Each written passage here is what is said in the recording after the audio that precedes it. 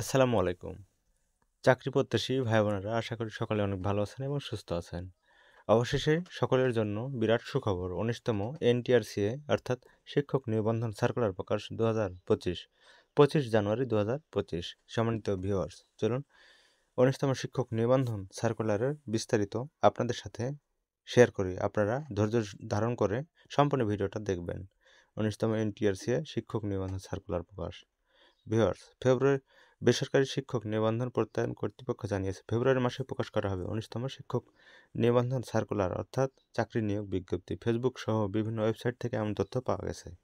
আপনারা যারা ১৯তম শিক্ষক নিবন্ধন চাকরি সার্কুলার প্রত্যাশী ভাই বোনেরা রয়েছেন তাদের জন্য একটা উপদেশ হলো, আপনারা এনটিআরসি চাকরি পরীক্ষার প্রস্তুতি এখন থেকে নিতে পারেন।